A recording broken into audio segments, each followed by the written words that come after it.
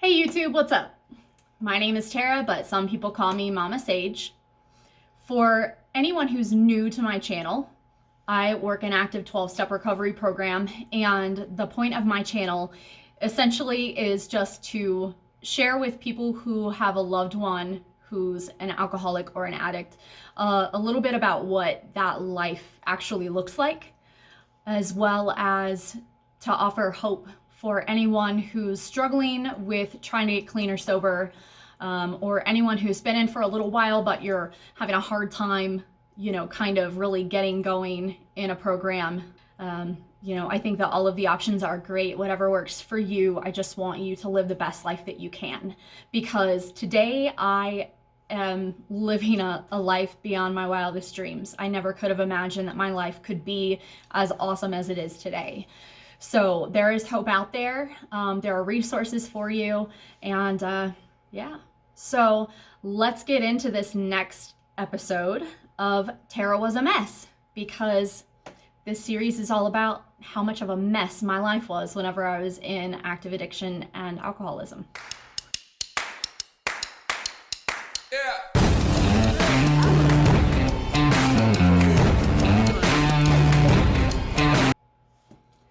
When my daughter Killian was about 6 months old, I moved into an apartment with baby daddy. He and I had split up for a few months and we're trying to work things out.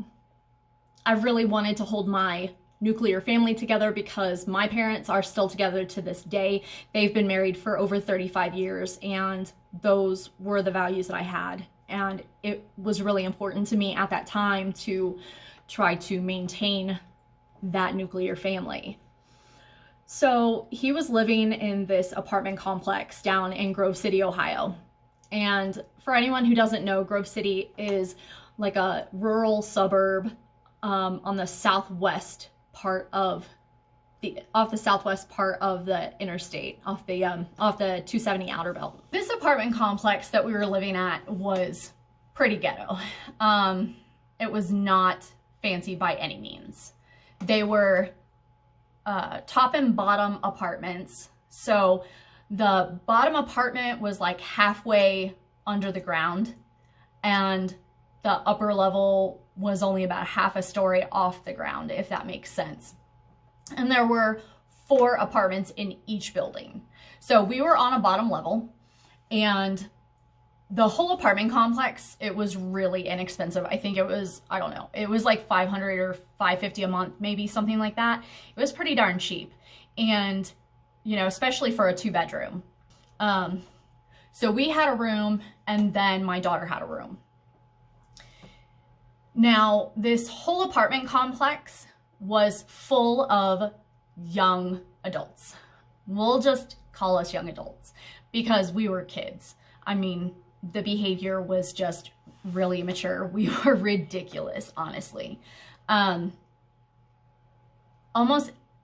everybody had kids, and we would all like turn on our baby monitors whenever the kids went down for a nap.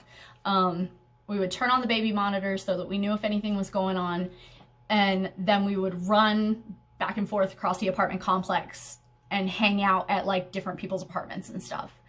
And so, like, we would, and sometimes in the evenings we would do the same thing. Like, the kids would go to bed for the night, and we'd have the baby monitors, and we would all go over to so-and-so's apartment. We're going to hang out over there tonight. Oh, okay, well, tonight we're going to hang out at this other person's apartment, or we're going to be like running back and forth, or, and also I knew a guy that was dealing ecstasy that he was getting from someone he knew for a really, really good deal.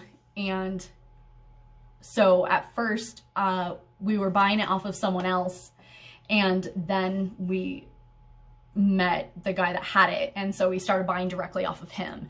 And I mean, I'm talking about like we were doing X probably about 3, 4, 5 times a week. I mean, it was a lot. Now, the people that we were hanging out with at this apartment complex, they call themselves the Saxton Mob. So there was this one family, and they lived in a bottom apartment in one of the other buildings. And it was like mom, dad, two brothers, maybe three brothers, and a sister.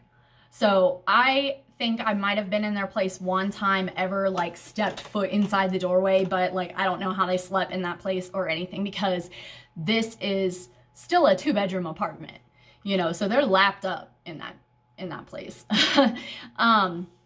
And then there was catty corner from them.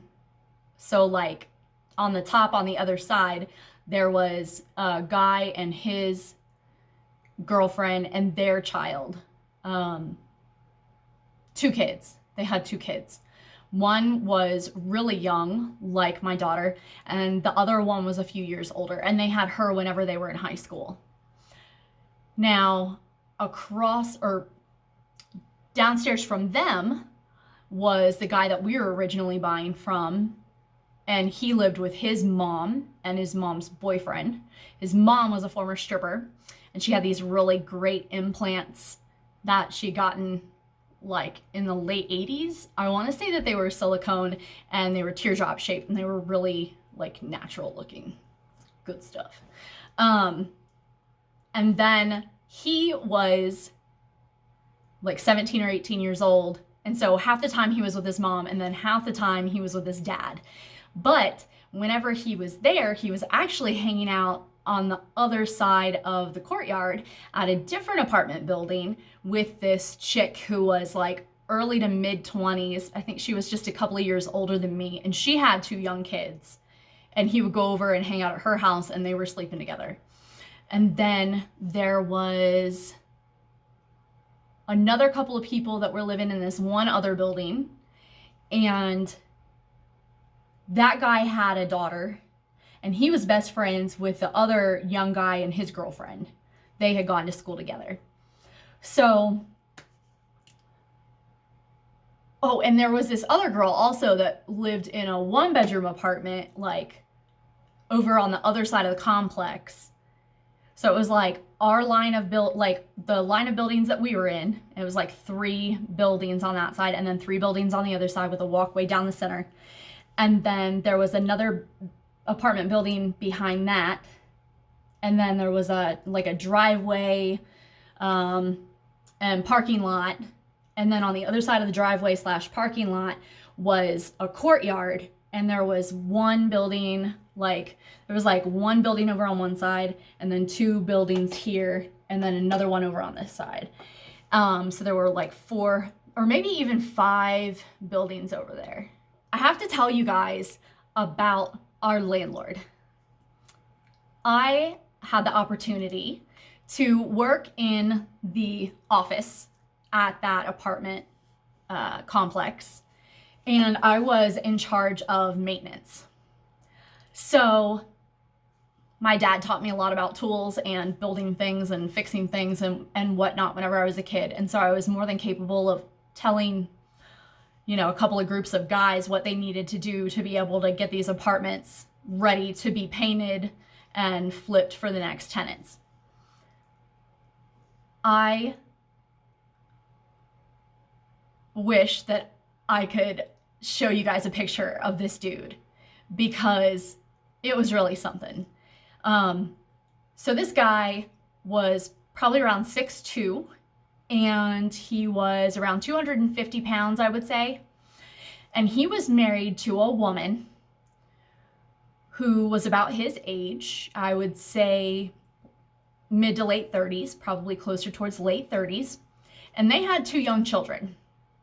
Now, her dad had given them this apartment complex as a gift. So he still kind of helped out, kind of helped with things financially whenever they weren't doing well, that kind of thing. So he still had a hand in it. But the husband was the primary landlord. He had an office up at the front office, and then there was a front desk, and then there was someone that did like finances and basically was the office manager. And that was who I reported to. She was a very, very nice lady. Now, this guy had a drug problem. I never saw him, but I was told by other people in the complex that they sold him crack. And he would hang out in the office late at night and get really high. And then he would take this flashlight and walk around the apartment complex. And he's, like I said earlier, the apartments on the bottom are like halfway under the ground, right? So the living room window and the kitchen window and the bedroom windows are all, the bottom of them is at ground level, right? So all you have to do is like hunch over and you can look in the windows. So on more than one occasion, I caught this man shining a flashlight in my living room window or in my bedroom window in the middle of the night while I'm trying to get a drink of water or while I'm laying there sleeping or whatever. And it was just really freaky. So this landlord, there was this one time whenever I'm just gonna call them kids because we were kids, man. Like it was ratchet. We were ratchet. And so there was this one time whenever he was out there running around and doing his little, creep crackhead thing, and the guys basically went and beat him up because he had been looking in the girls' windows. And it wasn't just the girls, but I think really the guys just wanted an excuse to kick his butt. So that was what they did. And there was this other night that I remember, it was wild. Like, we were in our apartment and my daughter was in bed and she was asleep, but we could hear commotion going on outside. And of course, we're trying to find out what's going on. So I go out on the front, like out front, and I'm standing on the front stoop and I'm watching like this car squeal out of the parking lot, and it had all these kids in it, a bunch of them, and it squeals out of the parking lot, and then a little while later it comes back and another one comes back, and so both of these cars are filled with this group of people, and I'm over here kicking it in my house because I'm not doing that. So what I found out is basically that someone, of course, you know how it is, someone was out there talking trash, and one of these kids heard what was going on, and somebody else was given, I think it was like the youngest brother in that one family, somebody was giving him a bunch of crap. And so like all these people jumped in this car and went to go and like take care of business. And so the one car comes back, and then the second car comes back, and the second car, like, we're hearing from the first group, like, this is what happened, this is why we went over there, and like just all the chaos. And all I really remember was that, like I said, somebody was giving the youngest brother grief, and so they went to go and handle it.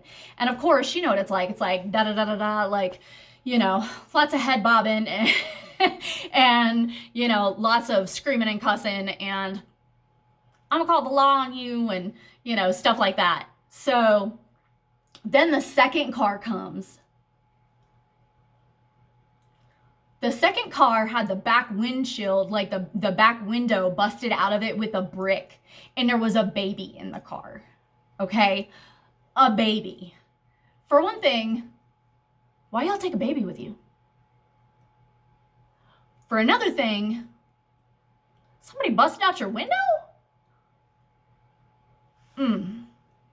Glad I didn't go, because it was just a mess. And I mean, I was a mess, but I wasn't in that mess. So I was really grateful for that. But, you know, they called them the Saxton Mob, and we were affiliated with them. And so it was like this whole thing, and they were always running around, and it was always drama, and somebody was always getting arrested, and somebody's on house arrest, and, you know, and everybody is like people are sleeping with people, and it's just like this whole thing.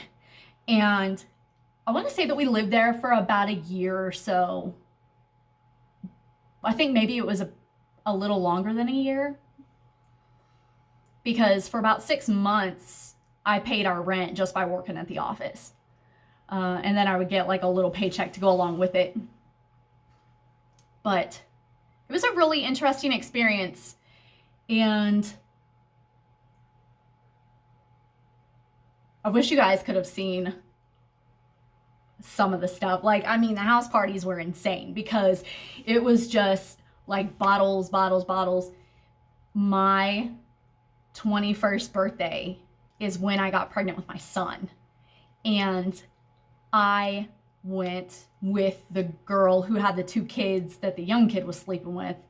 She and I went to the liquor store together, and we bought like a case of booze. I mean, we bought like vodka and rum and tequila and whiskey, and I think we bought several different bottles. She threw in, I threw in, a couple of the other guys threw in, and then we just had this big house party at my house.